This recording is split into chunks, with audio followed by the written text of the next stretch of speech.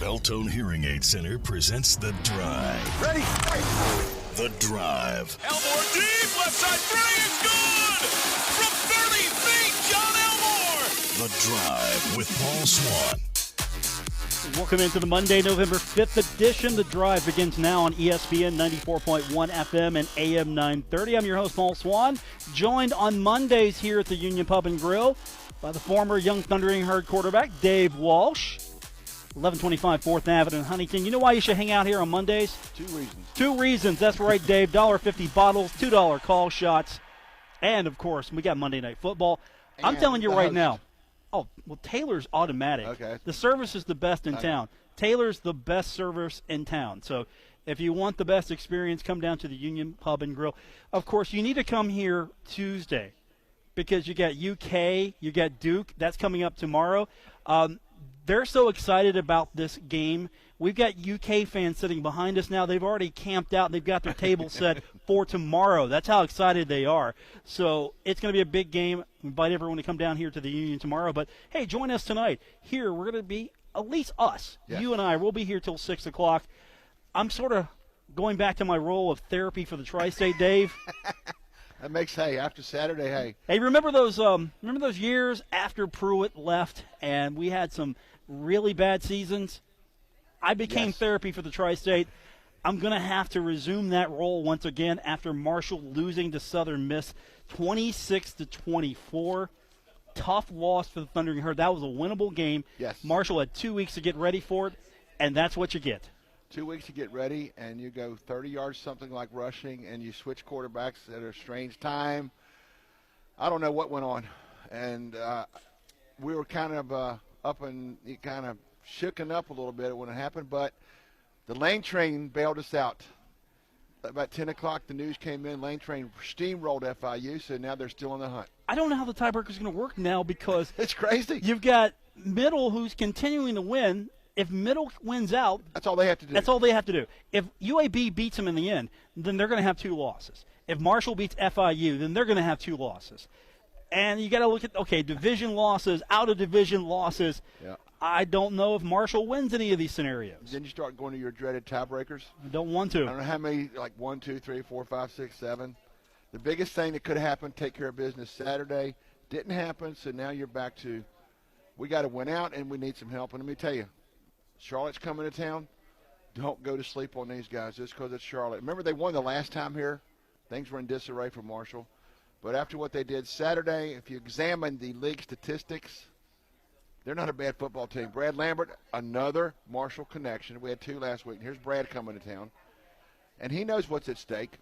And he played in front of 86,000 people Saturday, so this will be nothing new to him come this week. I mean, Marshall has 15 or 20, 25.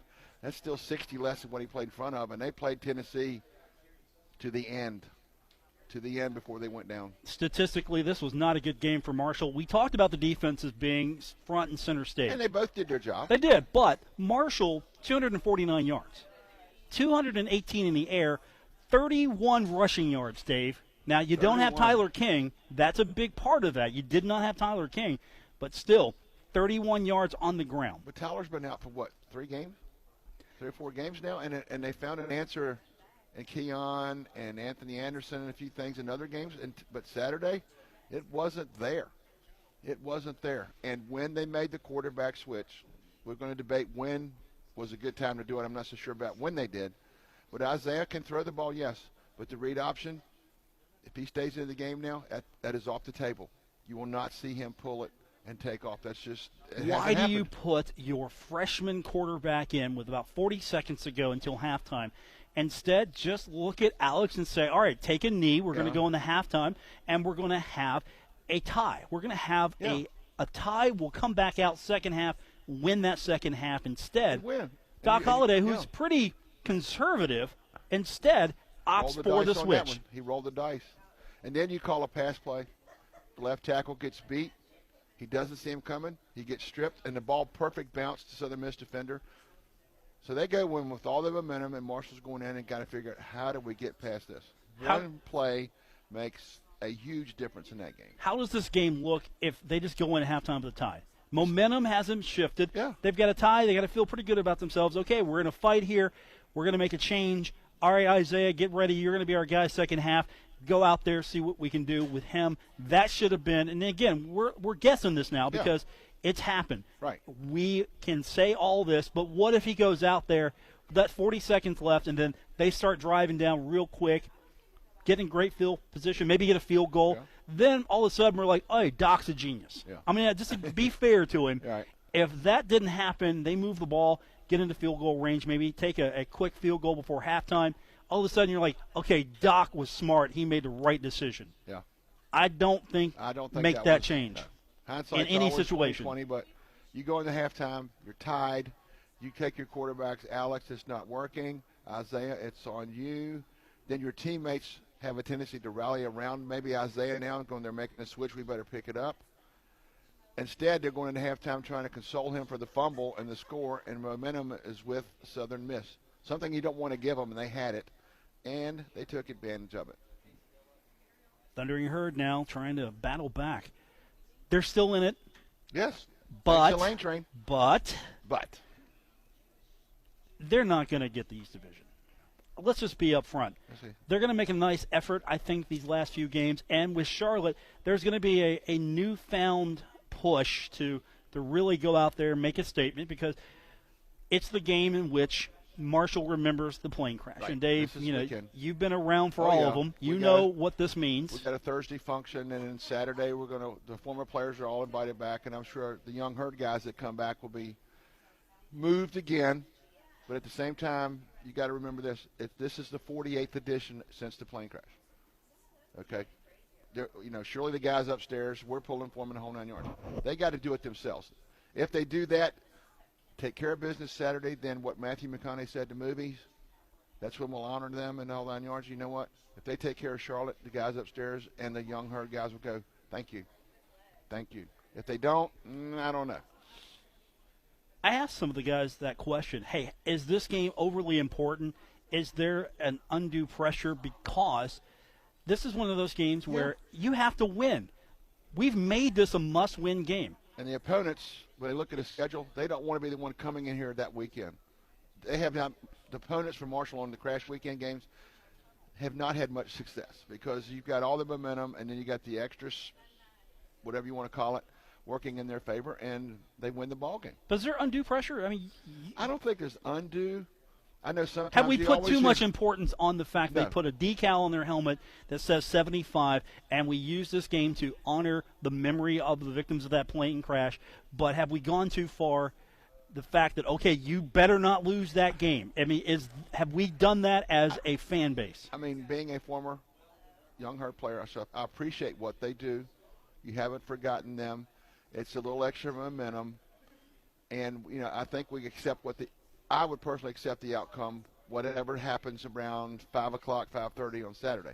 But there are some people that automatically right now think, okay, young Herd, we get to walk out, the momentum, you're wearing the helmet, the 75. It's almost like the players each year go like, dude, we cannot.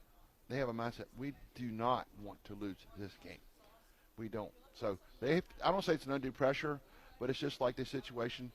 They want to win for the 75 that we lost, but they also need to realize the 75 are pulling for them to win the game because if they don't, the next 2 weeks might be irrelevant. They win Saturday, we still have more to cheer about, and we have more to talk about. Right. I just think the fact that Marshall fields the football team is the victory. That's the victory for me. I found out later on there was a time in the discussions right after the crash of yanking it, of not playing. I mean, it was true. And you wonder, not play or put it on hold for a while and then bring it back. If you did that, you wonder if it would have come back. So they decided to go forward. And I told people, it hit me this year, in 3 weeks, we kind of figured, we joked what could happen. Okay, we played at Moorhead, so we're on the field. We beat Xavier, made the right call. Went to Miami, which I remember very well, got hammered. I'm not so sure it was a great call. But in those 3 weeks, it validated what Matthew said, play the game now. Down the road, you'll be judged. And so far, it's worked out. We're going to hear from Jordan Dowry when we come back from break. I had a chance to talk to him. And I asked him that question I asked you. Yeah. Not to say that the fact that this game has that much importance is bad. It's just I wanted to kind of get his feeling, hey, there's a lot of pressure here. Yeah. There's a lot that's put on this game because you put that decal on. Yeah. All of a sudden, you're playing the game for yourself. You're playing for the fans because they have a higher expectation for you. You've taken on the added symbolic nature of the time this game is being played, so you've put that on your shoulders. So I want to get his thoughts on, is this game more pressure? Is it a welcome pressure? So we'll hear from Jordan a little bit later on. Also, Marcel Williams, we're going to talk to him. And we're going to hear from these guys all throughout the week, but these are the two guys we're going to hear from today.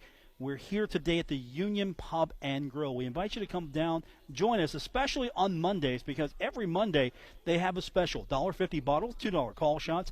We've got Monday Night Football coming up tonight, and we can't do it without you. Right. I'm Paul Swann with Dave Walsh, the former Young Thundering Herd quarterback, and you're listening to The Drive on ESPN 94.1 FM and AM 930. Live with Paul Swann, presented by Beltone Hearing Aid Center on ESPN 94.1 FM and AM 930. We're coming to you today from the Union Pub and Grill, 1125 4th Avenue in Huntington. I'm Paul Swann. I've got the Young Thundering Herd quarterback himself, Dave Walsh, with me here until 6 o'clock. And, of course, the Monday special, it doesn't end at 6. It goes on. $1.50 bottles, $2 call shots here at the Union Pub and Grill. So, Dave, Player Day was today. You got one of my favorites coming up. I got your guy, Jordan Dowry. Now, today was a little different. We really didn't talk too much about the game on Saturday because there's so much ahead this week. Yeah. Charlotte, important game. The service is coming up next week. Right. We've got the game which commemorates the 75. So there's a lot to talk about. So it wasn't a sense where we're just deliberately avoiding what happened against Southern Miss. It's just there's so much to look ahead to. This is big. This is really big. So focus has shifted now to Charlotte and, of course, everything that goes along with it. And Jordan Dowry is up first. And I kind of asked him, with the fact that this game is this week, everything that goes into this game, just to talk a little bit about the game and the fact that you're going into this game and it's the week that you honor the 75. And here's Jordan Dowry from earlier. Well, I think this game is definitely one where if you don't come prepared, you're letting a lot more people down than just yourselves, and you're letting down the team and those sorts of things. If this is a game you're not fully prepared for going in, then you're letting down the whole community. And I think that's a big part of what goes into this one. I think everyone knows the importance of this game to the community, and I think because of that we'll make sure we're prepared. Is that a welcome pressure? I mean, because as you mentioned, there's a lot of people putting a lot on this game because of the connection to the plane crash at 75, everything that goes on. So is that a welcome pressure for you and the guys? I think it's as much as anything, it's a reminder that you can't let yourself slip. It's late in the season. We're coming off of a loss. Things could start to slip if you don't focus the right way, and there's always a possibility after a loss. And I don't think that's the kind of team that we are. But it definitely can't happen now, and I think everyone knows that. And I think that mentality will prevent anything like that from happening. I think it will make sure that we're as focused as we can possibly be this week, and we won't have any letdown. What do you say to the younger guys who haven't gone through this yet? Because this is a different week than most of the other weeks. Well, there's nothing that I'll really have to say because it's been addressed already. It's been talked about. It's been everyone knows when they get here. Everyone who's on the team right now has already run to the memorial in the cemetery. We've all been a part of that already. So there's some guys that haven't been to a fountain ceremony, but everyone on the team has been exposed to what it means to the team and the community. And I think this whole week we'll spend a good bit of time just appreciating what we have, because we're playing the game still because what people did, and we're still playing for them. So it's one of those things that I don't think it'll be anything I've got to say to get people to know what's going on. Everyone will know what's going on with it. The Memorial game, does that come at the perfect time for you all? Simply because last week, the way that things went down, it would have been easy for things to separate. The Memorial sort of bring things back together this week without anybody getting too far ahead of themselves thinking.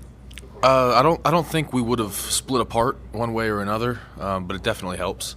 having something like this is a more meaningful game than just what we're doing on the field. This is about a whole community and a lot of people that are affected by this. So it's more than just us, and I think sometimes that can help with whatever frustration you're dealing with after a loss.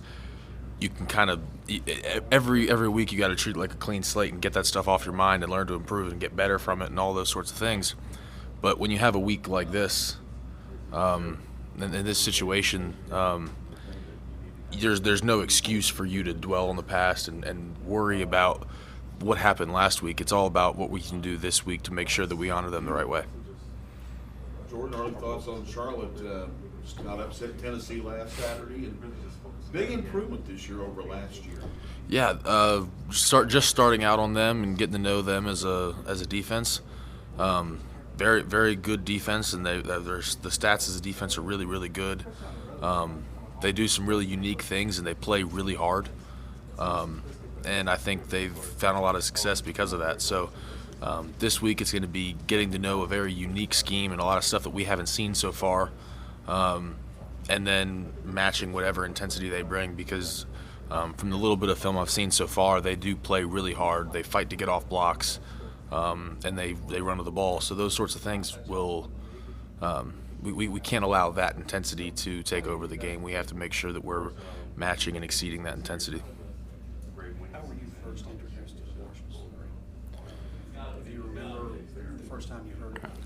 Well, I remember before I even was getting recruited, and whenever the movie came out, I saw the movie, and that was the first I knew of it as a kid. And I'm from Virginia, and I'm not too far from here. But when the movie came out, my dad told me about when he remembered when he was a kid, it happening, and he didn't know anybody, wasn't from the area or anything like that, but he played football and just thought about how awful that would be to lose his whole team. And he remembers that as a kid, and he remember him telling me that. And that was before I was getting recruited by Marshall, before I was coming here, before I really knew anything about it besides what was on the movie, what my dad told me. But I that was one of those things that, and when he said that, I thought about it. Just I can't imagine that situation happening. So that was my first exposure to the whole story. Well, it was one of those things that I was looking at the school that could give me the most opportunities to do what I wanted to do, and Marshall was a good fit for that for a lot of reasons. And I think in a lot of ways the community around this team is what brought me here, and the community is what it is because of what it's gone through together. And I think so indirectly it definitely played a role. That was Jordan Dowry from earlier this afternoon. And so, Dave, when you hear that from a guy like him, and you know how significant this event is to you, and you hear that from him, what's going through your mind when you hear that? You really appreciate his perspective. You know, he was told by his dad he was, about the plane crash himself. But when he gets here, they watch the movie every year. The first thing they make the run up the hill, so they have an idea that when this week hits, there are weeks, but then there's this week.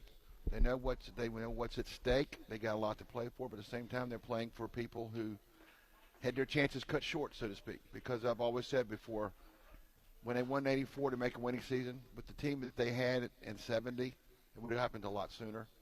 Bobby Harris, Teddy Shoebridge, Joe Hood, and those guys, it would have happened a lot sooner, but we didn't get to see it play out. Now we do. I like his perspective. He says, we're going to go to work. We're going to go, play hard, because that's what they would have done.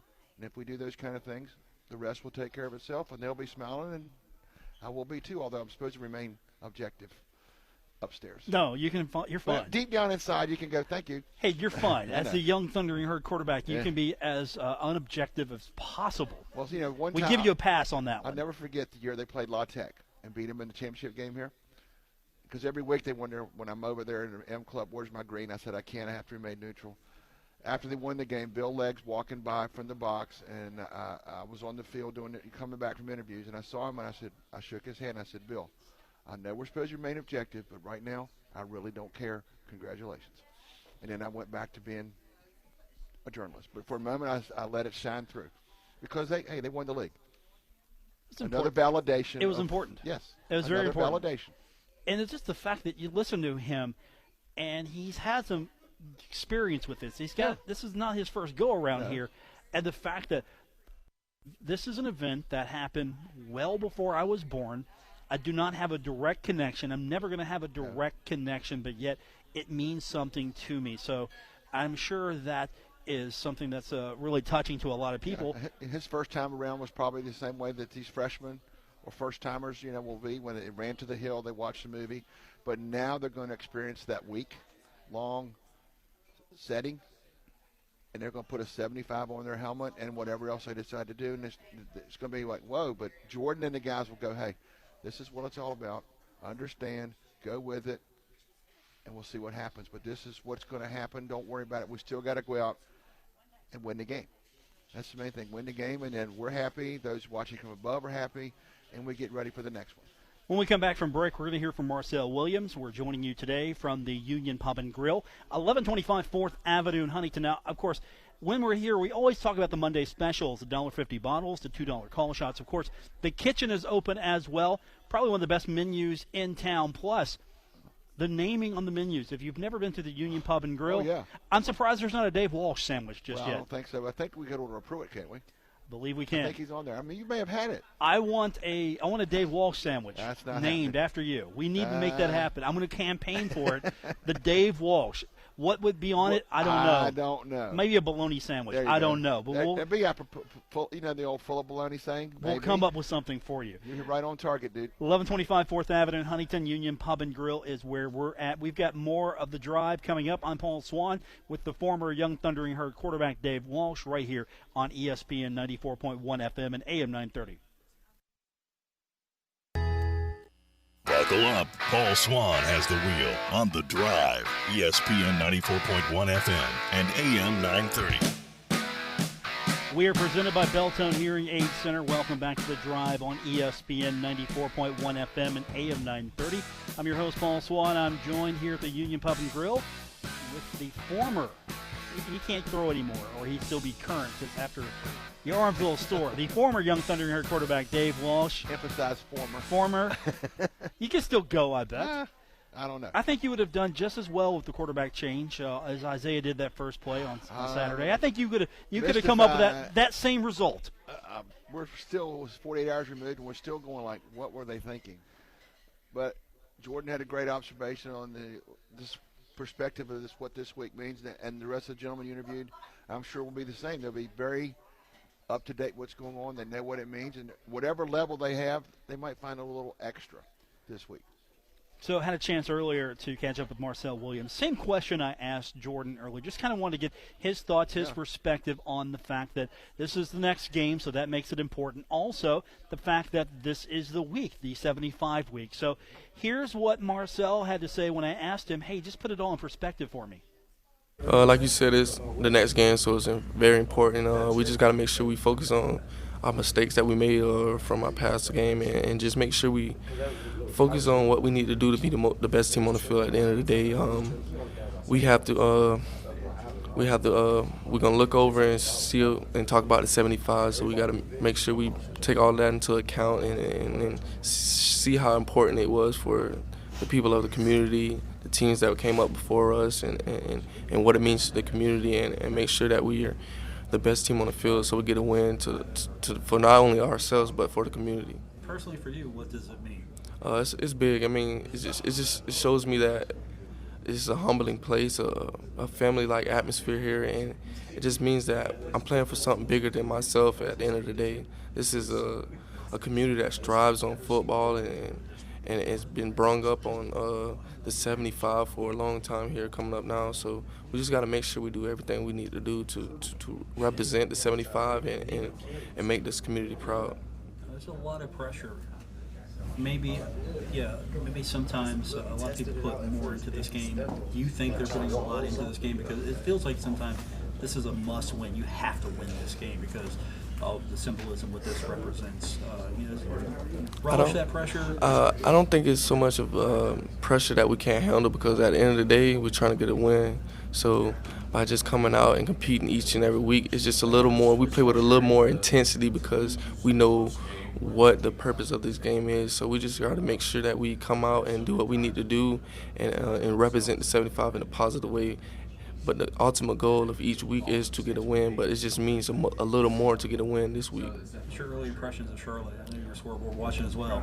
I mean, a pretty good defense. I mean, offense as well. We just got to make sure we come out and be the most efficient team on the field at the end of the day to make sure we put ourselves in the best position to win the ball game. What did you see in your performance Saturday and your ability to kind of step up whenever it was needed? I mean, I made a few plays here and there, but at the end of the day, we still lost. So it wasn't enough plays made on my behalf or the team behalf. At the end of the day, I don't care if I get 1 or 2 catches. It's about winning at the end of the day. So whatever I did wasn't enough to get a win, and we just need to be more efficient, as I said, on offense, defense, and special teams so that we can be the best team on the field to get a win. You look at a couple of losses that you all have had, and you've had opportunities in the plus side and struggle to capitalize on those opportunities. How do you go about correcting that stuff and making sure you capitalize on each time you get into somebody's score zone? Just making sure we're as efficient as possible, not shooting ourselves in the foot, putting ourselves in a deeper hole. We just need to make sure that when we get into the red zone or on plus 50 that we take advantage of it and we get points. And by doing that, that puts us in the best position to win ball games because the defense has been playing extremely good. Special team just has been pinning the other offenses in deep in our territory. So we just got to make sure that when we get in the red zone, we put points on the board because that's what wins ball game with how the defense is playing. Last year, whenever you first got here and you all made the run to the cemetery, what was your impression of that, and what, did that sort of give it a more real feeling? Obviously, in the recruiting process, you heard about the movie and you heard about the history, but did that give it more of a real feel for you? Yes, it gives you more real feeling. It marked myself into history, so to say, because I was a part of something bigger than myself, and it kind of showed me that it's not all about football. Some people have families at the end of the day, and some people lost some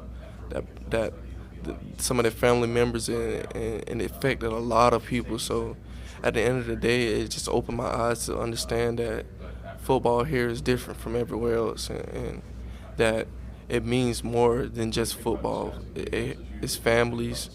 It just touches a lot of people that what happened on November 14th. It just touches a lot of people, and to understanding that it's bigger than football at the end of the day.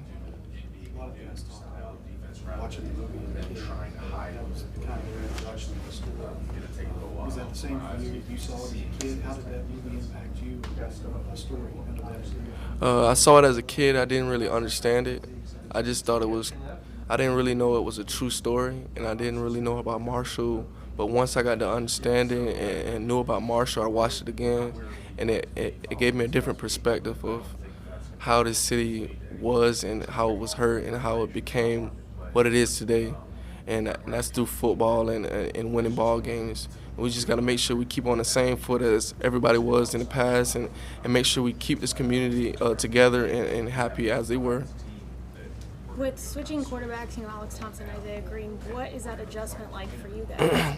It's nothing that we can't handle. I mean, we face a lot of adversity, and we just got to make sure that we do everything that we can to be the best team, as I said before, on the field. And no matter who's back there, you just have to make the best of your opportunities and the most of your opportunities. So it doesn't matter who's back there. As long as we all on the same page and playing for each other, we should do what we need to do to get a win.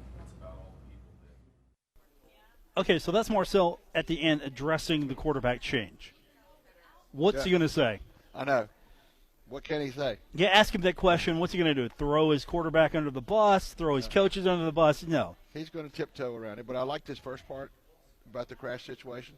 Both guys, great perspective about, okay, we weren't around when it happened. We're here. We quickly learned what it's about. This week we're going to go about our business, but at the same time might find a little zip in the step that wasn't there last week because they know we're the only place that's gone through a situation where 40 years ago we lost everything. Some people have graduation. They do these kind of things. This was our, I hate to use the analogy, this was our 9/11. We were at ground zero. And 48 years later, things have gotten so much better. You look at the facilities, you look what's going on, you look at the players, what's happened. It all validates the decision by the people to keep playing because, as I said, there's a point in time where we thought we might not. I found out that they could have voted and say, hey, we're done. They didn't, and the outcome has been validated many times over. Even though you go 3-9 a couple years ago, you still validate it. They made the right decision. Well, I don't think the record's the validation. I think putting the football team on the field's the validation. Yes, we put a team on the field. Then we're judged a little bit later, and we've talked about this several times, and I'll bring it up on Thursday at the dinner. Last Super Bowl Sunday, Chad's there working, Randy Moss Hall of Fame, Vinnie Curry wins the Super Bowl. As Doc pointed out, what school had 3 people from their school doing that on the same weekend? None. Michigan's and Alabama's no, so, hey, we took some lumps at Miami, but the lumps we took then were so nice because you're thinking the shoe's on the other foot now. We have a Hall of Famer. We had 2 other guys in the running for Players of the Year on the Hall of Fame awards and stuff. So Heisman candidate. So the validation is there. What's the week like? Run me through briefly. You've got game prep.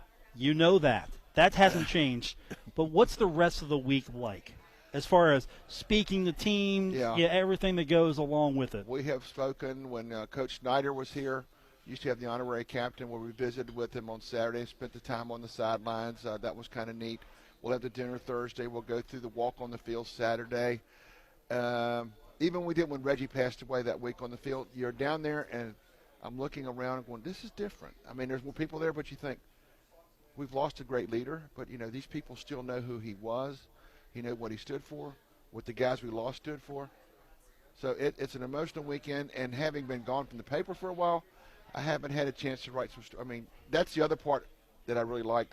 In all those years of writing, every year at the Crash, I always had a Crash story, and I came across some unbelievable subjects over the years, and their amazing thoughts of those people were, we knew where you were, we see where you are, hats off to you. They all had such a sense of respect of why you made a decision, and it's worked out for the best. We're coming to you today from the Union Pub and Grill. I'm your host, Paul Swann. I'm joined by the former Young Thundering Herd quarterback, Dave Walsh. We're presented by Belltone Hearing Aid Center on ESPN 94.1 FM and AM 930. We're going to remind you, every Monday, $1.50 bottles, $2 call shots. The kitchen's open. Best service in town. All you need to know is you got to be right here at the Union Pub and Grill, 1125 4th Avenue in Huntington. We've got more on the way right here on ESPN 94.1 FM and AM 930. Listening to The Drive with Paul Swann, presented by Belltone Hearing Aid Center on ESPN 94.1 FM and AM 930. Coming to you today from the Union Pub and Grill, 1125 4th Avenue in Huntington. Paul Swann and Dave Walsh with you here on ESPN 94.1 FM and AM 930. So Dave has been working all weekend. He has a scribble pad full of notes. I've got my laptop up. I've got several windows. I've got notepads open. I've got printouts here. Your lamination lamination's coming. No, that'll be Friday. The final lamination goes Friday for the note card on Saturday, which gets tossed out 5 seconds after I get on stage with you guys. But you've got some facts, figures, and things that you are formulating over there that – breaking this one down, Marshall taking on Charlotte. There's some interesting things when you were doing your fact-finding mission. Are you reading about Charlotte? Okay, think about Tennessee. 86,000 people there Saturday. Didn't bother Charlotte. Tennessee, 20 yards rushing for the game. That's less than what Marshall got against Southern Miss. They held a team scoreless for 3 quarters. One of the touchdowns Tennessee was on a punt return. Time of possession, they're number 1 in the league. 35 minutes to whatever the difference gives you, 60. They ran 62 plays in Knoxville. The Vols ran 47 plays is all they got. They've got 47 tackles for losses and 18 sacks. They had the player of the week on defense. So Brad Lambert, who used to be here as an assistant coach, is at Charlotte. He was under fire this year because they had not been that great. I think they're 500, one game over 500 in the league. This is big for them in the standings too because, there's only one game separating them, Marshall, from Middle Tennessee. And Middle Tennessee has a winnable game this week. They go to Kentucky next week, and then the FIU, the last one. Is this a job-saving performance so far? for Brad? I think he knew that going in. He said, I got to do something to make some statements, and they have. I think his job is safer than what it was back in August and September. Playing, it's almost like everybody else. They're playing great defense right now. Special teams okay, and doing enough on offense to get by. It's worked out for them so far. All right, now this stuff doesn't matter, but still, I'm going to bring it up. All right. Southern Miss gets beat by Charlotte. Marshall can't beat Southern Miss. Right. So does that, if anything, mean? Probably nothing, but it's interesting to bring up. Charlotte had 200 yards of offense and won that game. But it was at home, and, it is with Coach Holliday and the rest of them. At the end of the day, if you have more points than the other guy, the rest of it's irrelevant. But what scares me right now going into this game is, Marshall had a rough time running the ball last week. As you documented, 30-some yards is all. They only give up 82 yards a game rushing. They're third in the nation, first in the conference. Marshall has no quarterback. This is hard to believe as well. No quarterback in the top 10 in Conference USA throwing the ball. That used to be a regular. Marshall guys were at the top all the time. Now there's none. So they've got their work cut out. Charlotte's going to come in here. Let's say they get 25,000 in the house. That's 60,000 less than what they played in front of last week. Crowd's not going to be a factor. Charlotte's playing the same thing Marshall is. Winner stays alive, loser, not looking good. Speaking of crowd, I know there's a lot going on this week with the fact that it's the game. Right. You remember the 75. It's the next to last home game. What's the crowd going to look like? Are you going to see fans maybe start packing it in on this team, or are they going to come out because of the significance of this game? We're not going to see a full house, but what do you think we're going to see crowd-wise? You hope that the significance of the game with what's on the line and the honoring the 75, that'll draw some people out. But at the same time, if you read some message boards last week, I love to read those sometimes. It's really crazy. There's a lot of people ready. The bandwagon, those tires don't need any air anymore. They're off. It's the old saying, hey, basketball starts. When you hear start saying basketball starts Wednesday, you're losing it. You can't go, okay, whatever happens. No, you got to still be relevant. Right now, a lot of people are going like, the heck with Saturday, Wednesday in Richmond for basketball. Danny's next year. They're selling tickets like crazy. They got to win them back. Okay, when I see the Cam Henderson Center full, then I'm going to believe some of that argument. Until then, I know. If there's not a sellout, I don't want to hear it. Right. I don't want to hear this. I'm jumping off football, jumping on basketball. I'm hoping at least 25. That would be nice, because a lot of times we see 25 and we go, really, what's going on here? But then you look at Charlotte, they're averaging 8,000 a game. So, I mean, we're doing pretty well. Marshall's got the advantage of having better fan support than a lot of teams in Conference USA. We're sitting in Huntington as opposed to Charlotte. But what are you comparing yourself to? Are you comparing yourself to Conference USA, or are you comparing yourself to past success, past seasons? What are you comparing yourself to? Because, let's be honest, 25,000 is not good for a Marshall crowd at home, but that would be great for Charlotte. Oh, Charlotte that would be 10,000 more than the stadium holds. But, Marshall, some of their best crowds came when they played before noon. We've talked about that. I think what really would draw people in is go back to Coach Pruitt days. You'll be hearing from him shortly. It's like anything else. You come in to see a game, but you'd like to be entertained. You watch the games. I mean, the Big 12 catches some grief about defense. But did anybody not score 50 or more on Saturday? You're entertained up and down, up and down, up and down. And that's the thing. This is still a product for entertainment. Now, there's a lot that's attached to it. There's an emotional bond. Entertaining and win, too. Right. There's an emotional bond. Your college team, you have an emotional. I mean, if you root for a sports team, you have that emotional bond, right? Correct. But at some point, you look at this and go, "This is not entertaining to me anymore. I'm out." And what do you say? You don't shame them. Okay, no. You shouldn't come. Give them a reason to come. Right. Exactly. Give them a reason to come. And right now, you're thinking, okay, you're not running the ball very well. No quarterback in the top 10. Your defense is playing pretty well.